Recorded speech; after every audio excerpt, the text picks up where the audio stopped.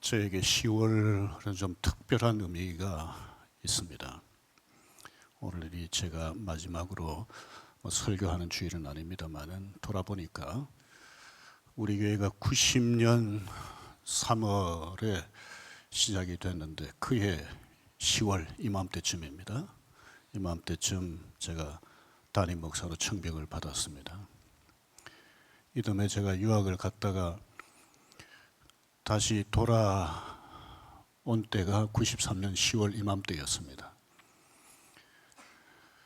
그때 돌아오기 전에 귀국해서 어떤 설교를 해야 될까 많이 생각했습니다. 저를 보내놓고 2년 반 동안 위에서 기도하고 재정적으로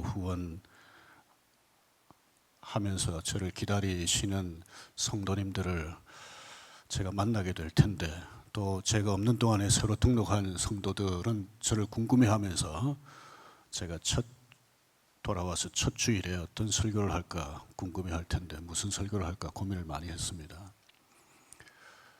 그때 제가 한 설교가 시편 62편입니다. 아시겠습니다마는 잠잠히 하나님만 바라라는 말씀이 강조되어 있습니다. 그때 제가 이렇게 강조했습니다. 사람은 의지할 대상이 아니라 사랑할 대상이다. 사람은 사랑할 대상이지 의지할 대상이 아니다.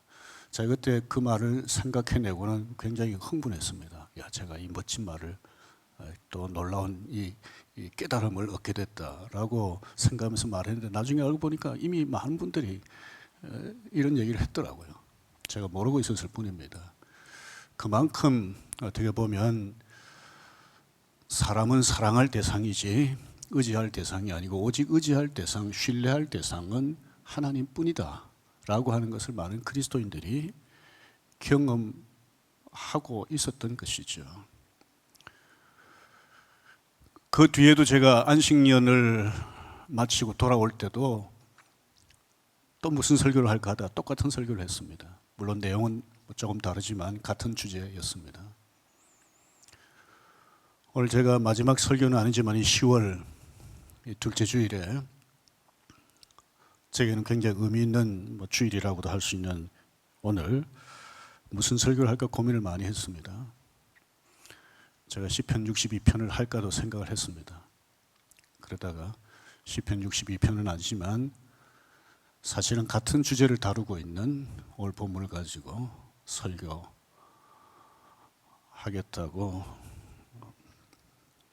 정하고 오늘 말씀을 함께 나눕니다. 제가 지난주 광고 시간에 우리 교회 김현숙 권사님 어머님이 102세에 하나님의 부르심을 받았다는 말씀을 드렸습니다. 장례식장에 갔더니 영정사진이 있고 그 아래에 어머님이 평소 사용하시던 성경이 펼쳐져 있었는데 어디가 펼쳐져 있었는가 하면 시편 23편이 있는 곳이었습니다. 시편 23편 말고도 앞뒤로 더 있잖아요. 그런데 시편 23편은 노란 형광펜으로 이렇게 밑줄을 쭉 그어 놓았더라고요. 김현숙 권사님이 어머니께서 평소 좋아하신 말씀이라고 얘기를 했습니다.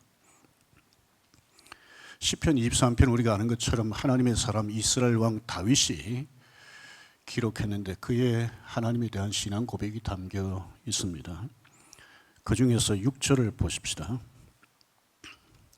내 평생의 선하심과 인자하심이 반드시 나를 따르리니 내가 여호와의 집에 영원히 살리로다. 여기 선하심과 인자하심 이렇게 되어 있는데 인자하심은 원래 히브리어로 헤세드입니다. 이걸 사랑이라고도 번역할 수 있습니다. 그래서 어떤 영어 성경은 보면 아예 love라고 번역을 해 놓았습니다. 그러니까 다윗은 그의 평생을 살면서 하나님의 선하심과 사랑이 나를 떠나지 않을 거다 확신을 했습니다. 우리 돌아가신 김현숙 권사님 어머니 권사님에게 제가 왜 시편 23편을 그렇게 평소에 좋아하셨습니까? 라고 여쭤볼 수는 없었어요. 돌아가셨으니까. 아마도 이 권사님도 102세가 될 때까지, 제가 그날 가서 말씀을 들으니까 3남 1년대, 우리 김 권사님이 중학생 때 아버지가 돌아가셨다고 그래요. 그러니까 어머니 혼자서 사실은 3남 1녀를 기르신 거죠. 교육하고 결혼하는 과정을 다 어떻게 보면 수발하신 거죠. 세월을 돌아보면 뭐 힘든 게 한두 가지가 아니었지 않겠습니까? 그런데 왜 시편 23편을 이렇게 좋아하셨을까? 다윗과 같이 하나님의 선하심과 사랑을 경험하면서 살았기 때문에 이걸 좋아하신 게 아닐까, 그런 생각을 했습니다. 지난 주일에 어떤 성도가 드린 감사헌금 제목입니다. 시편 23편을 좋아하셨던 사랑하는 아빠. 추석 명절에 돌아가신 아빠를 추도하면서 가족이 함께 예배 드린 것 같습니다. 그리고 그 다음 주일에 와서 이 감사헌금을 한 것 같아요. 오늘 이성구 집사님이 시편 23편을 찬양하셨는데, 집사님은 어떤 이유로 시편 23편을 찬양하셨는지 또 좋아하시는지는 잘 모릅니다만 많은 그리스도인들이 시편 23편을 좋아합니다. 하나님의 변함없는 사랑이 이 시편 23편에 강조가 되어 있습니다. 시편 23편 6절처럼 하나님의 변함없는 사랑을 강조한 성경 구절들이 적지 않습니다. 그 중에 하나가 오늘 우리가 읽은 본문입니다. 그 중에서 35절을 보십시다. 누가 우리를 그리스도의 사랑에서 끊으리요? 환난이나 곤고나 박해나 기근이나 적신이나 위험이나 칼이라. 38절 39절도 보십시다. 39절, 내가 확신하노니 다른 어떤 피조물이라도 우리를 우리 주 그리스도 예수 안에 있는 하나님의 사랑에서 끊을 수 없으리라. 우리를 그리스도의 사랑, 하나님의 사랑에서 끊을 수 없다고 했습니다. 그만큼 하나님의 사랑이 강하다는 뜻 아니겠습니까? 변함이 없다는 뜻 아니겠습니까? 영국의 유명한 설교자, 많은 설교자들에게 영향을 미친 로이드 존스라고 하는 목사님은 로마서 8장을 이렇게 표현했습니다. 성경 전체를 다이아몬드 반지라고 비유한다면 로마서는 다이아몬드 반지, 다이아몬드에 해당이 되고 8장은 다이아몬드의 가장 빛나는 부분에 해당이 된다고 얘기했습니다. 성경 중에 귀하지 않은 말씀이 어디 있겠습니까? 모두 다 귀한 말씀이죠. 하지만 오늘 우리가 읽은 이 로마서 8장 이 본문은 굉장히 소중한 말씀입니다. 그래서 많은 그리스도인들이 좋아하고 암송하려고 애를 씁니다. 저도 이 말씀을 좋아해서 전에도 말씀드린 적이 있습니다만은 제가 비밀번호를 정할 때 성경 구절을 가지고 정하는 게 많은데요. 그 중에 하나도 로마서 8장 이 본문을 가지고 정한 게 있습니다. 오늘 본문을 통해서 성부, 성자, 성령 삼위 하나님의 끊을 수 없는 사랑이 어떤 사랑인지 함께 보십시다. 첫 번째는 성령님의 사랑입니다.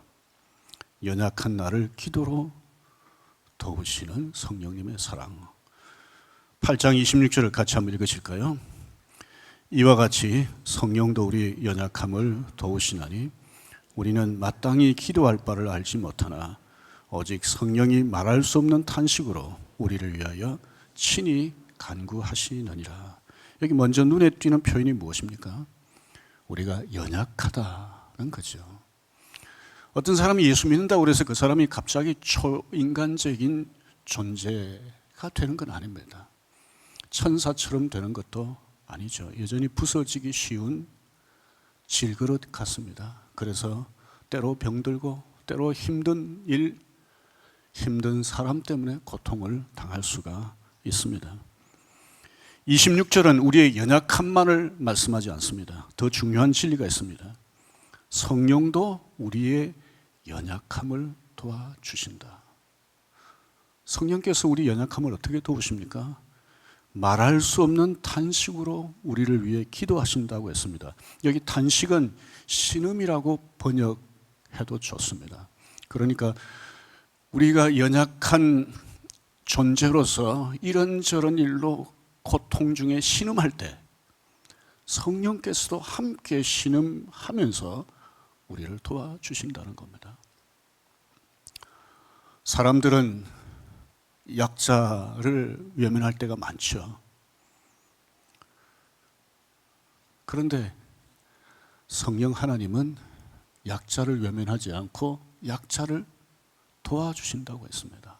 그것도 약자가 고통당할 때 그 고통을 함께 하면서 도와주신다. 어떻게 도와주십니까? 기도로 도와주신다고 했습니다. 사람들은 연약한 사람 도우려고 애를 쓸 때가 있죠. 돕기도 하죠. 그런데 원하는 만큼 돕지 못할 때가 얼마나 많습니까? 어떤 것은 아무리 도우려고 마음먹어도 원해도 되지 않을 때가 있지 않습니까? 그런데 성령님은 다릅니다. 하나님이시기 때문에 그렇습니다. 특별히 성령님이 우리를 위해 기도하실 때 우리를 향한 하나님의 뜻이 무엇인지 정확하게 알기 때문에 그 하나님의 뜻을 따라 기도하십니다. 27절이 그 점을 강조합니다. 왜 이렇게 하십니까? 우리를 사랑하시기 때문에 그렇습니다. 28절은 그리스도인이 좋아하는 성경 구절 중 하나이죠. 우리 같이 한번 읽어보실까요? 우리가 알거니와 하나님을 사랑하는 자 곧 그의 뜻대로 부르심을 입은 자들에게는 모든 것이 합력하여 선을 이루느니라. 그리스도인의 삶의 모든 것이 합력하여 선을 이룬다고 했는데 이 선이 뭘까? 여러 가지로 생각할 수 있지만 오늘 문맥에서 보면 이렇습니다. 29절을 보십시오. 하나님이 미리 아신 자들을 또한 그 아들의 형상을 본받게 하기 위하여 미리 정하셨으니 하나님께서 우리를 사랑하십니다. 성령님께서 우리를 사랑하십니다. 우리를 사랑하셔서 우리가 신음할 때 함께 신음하면서 기도해 주시는데 이렇게 기도하심으로 하나님의 뜻을 따라서 모든 것이 합력해서 선을 이루는데 궁극적으로는 하나님의 아들 예수 그리스도를 닮도록 하기 위해서라는 겁니다. 고난당하는 것을 좋아하는 사람이 아무도 없습니다. 실제로 힘든 일 때문에 힘든 사람 때문에 고통을 당하면 빨리 그 고통에서 벗어나고 싶지 않습니까? 싫죠. 그런데 지나고 나면 대부분의 사람들이 일이나 사람 때문에 힘들었던 대개는 사람 때문일 수가 더 많죠. 그런 시간들에 대해서 그런 과정에 대해서 감사하는 이들이 많습니다. 왜 그렇습니까? 그때는 힘들었지만 지나놓고 보니까 이 과정을 통해서 누리는 은혜가 있다는 걸 깨닫기 때문이죠. 그 은혜 중에 하나가 뭡니까?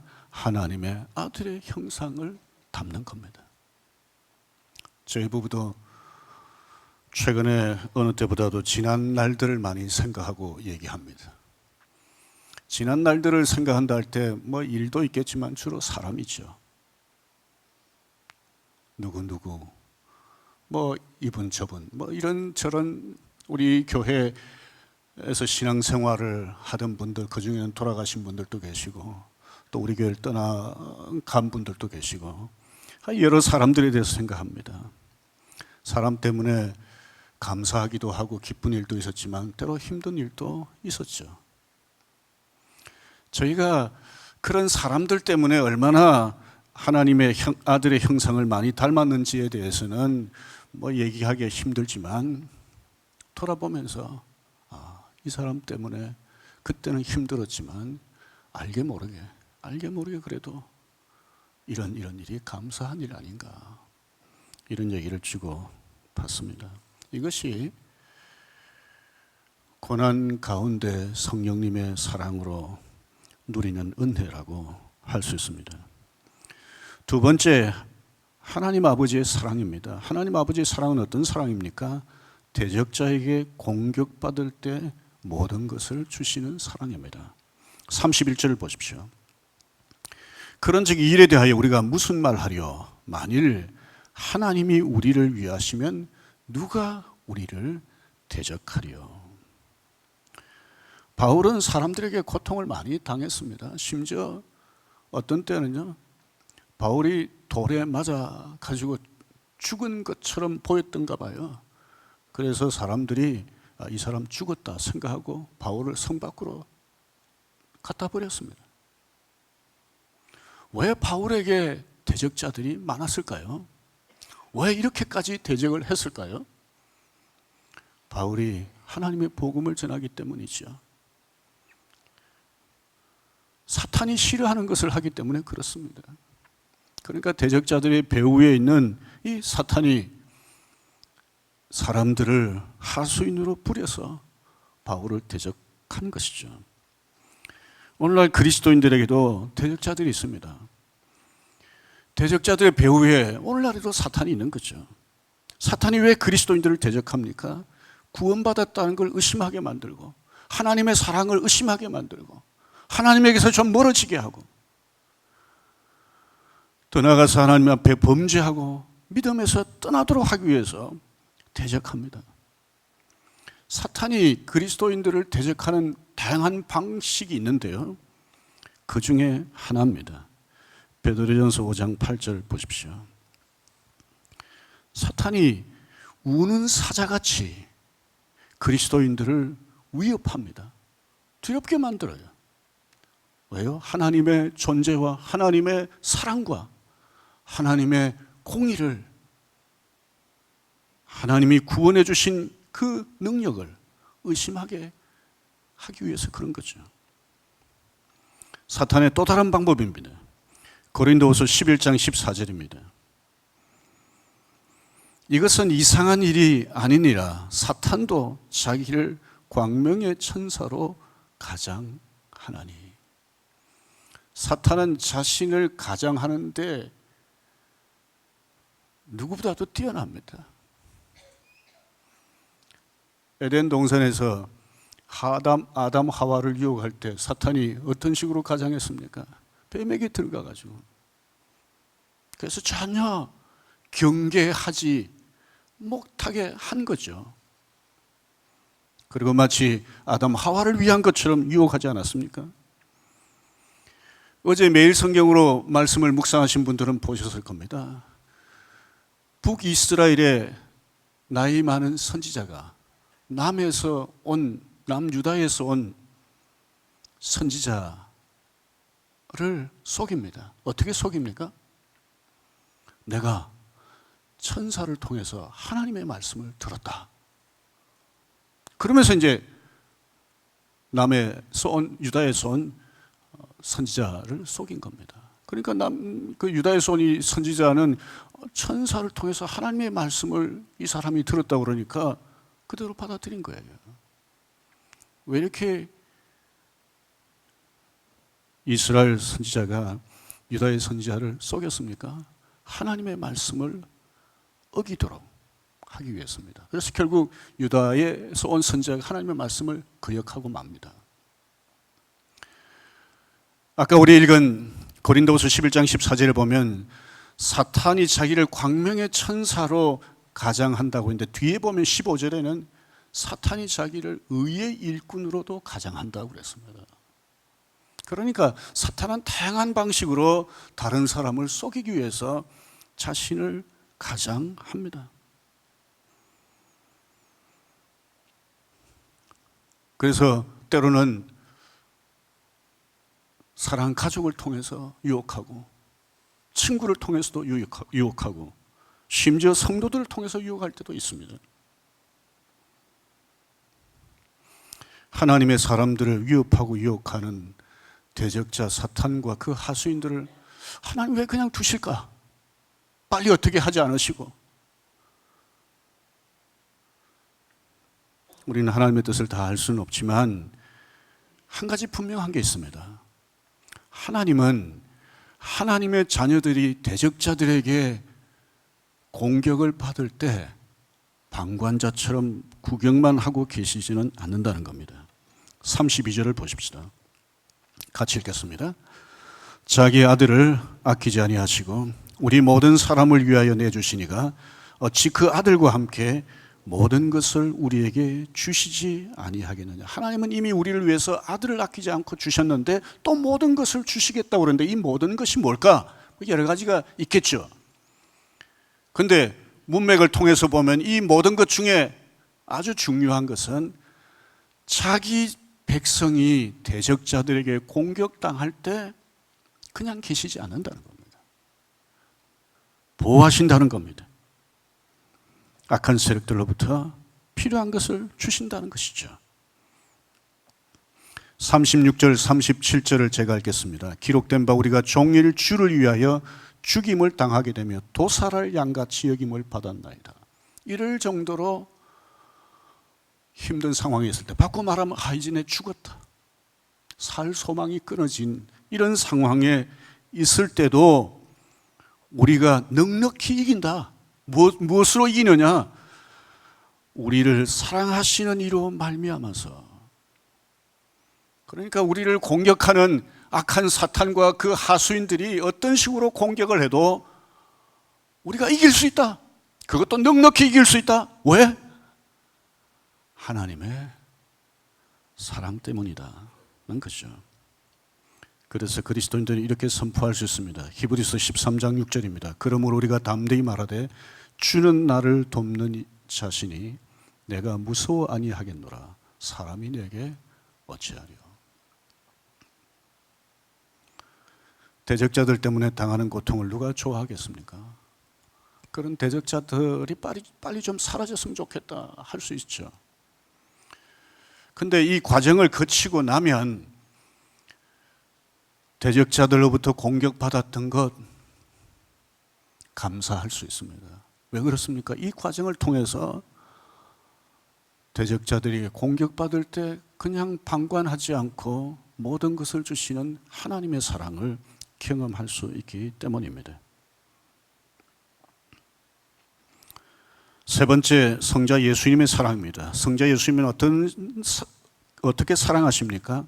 고발당할 때 변호해 주십니다. 33절을 보십시다. 누가 능히 하나님께서 택하신 자들을 고발하리요? 의롭다 하신 이는 하나님이시니. 그리스도인들이 고발당할 수 있습니다. 언제요? 죄를 지었을 때. 그리스도인들도 죄를 지으면 고발당합니다. 죄 짓지 않고 살 수 있는 그리스도인 없죠.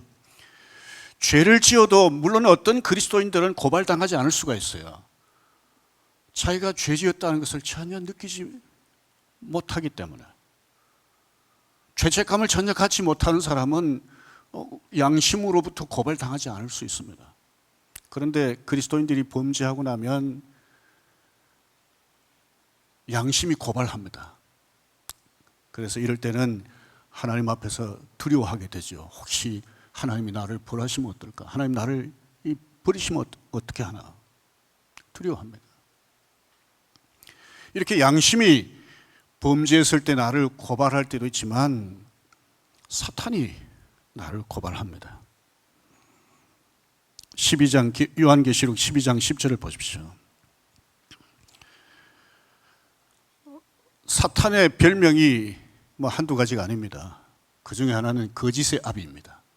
하여튼 사탄은 어떤 식으로든지 거짓말을 합니다. 아담 하와에게 거짓말했던 것처럼 어제 매일 성경 본문에서 보았던 것처럼 북이스라엘의 선지자처럼 거짓말합니다.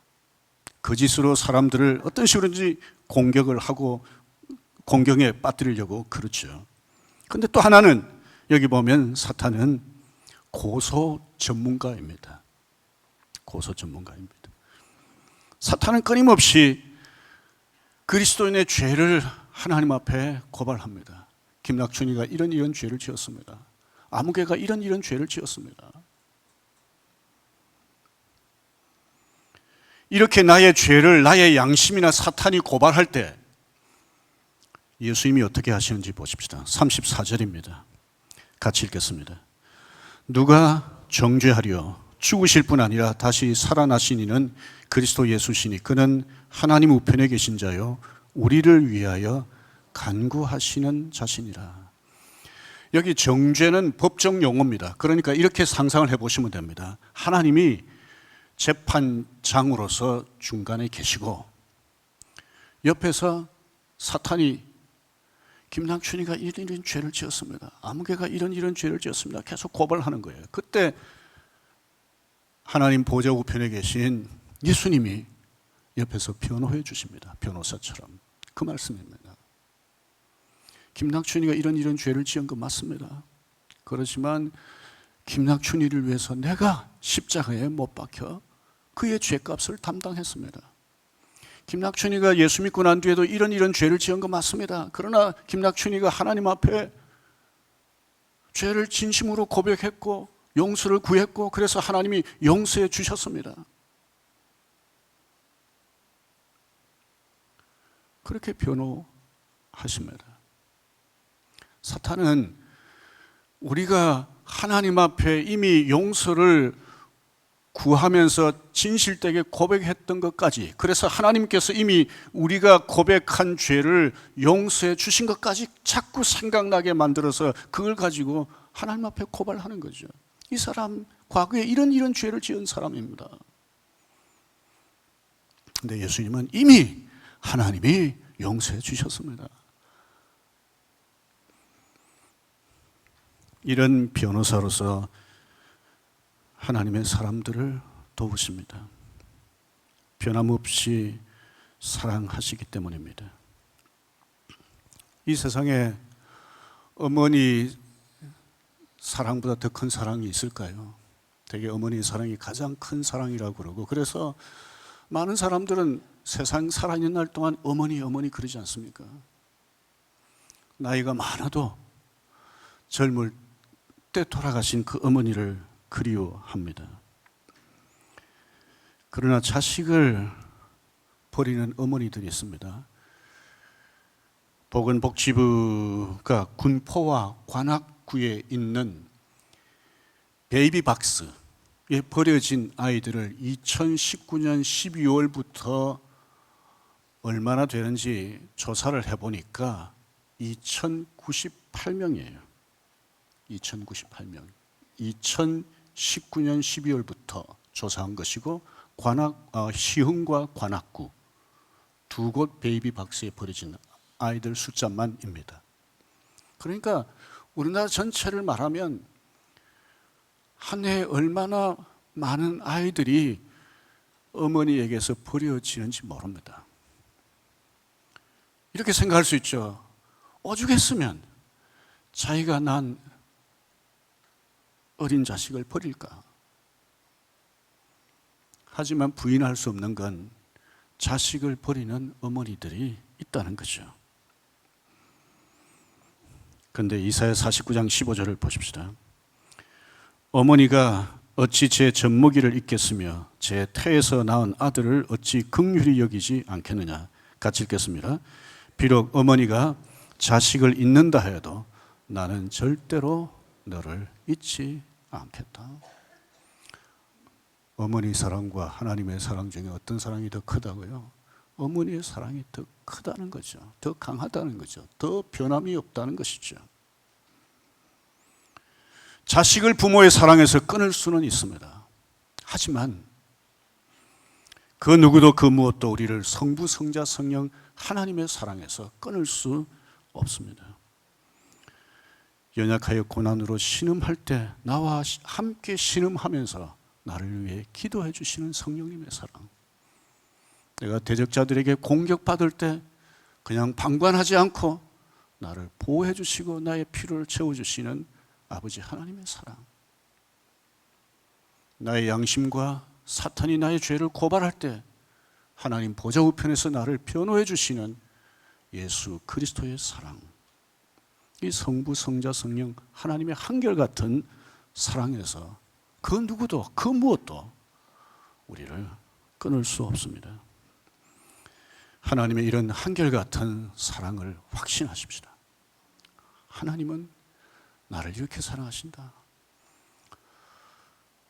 그 누구도 그 무엇도 끊을 수 없는 사랑으로 나를 사랑하시는 이 하나님을 더 신뢰하고 더 의지하십시다.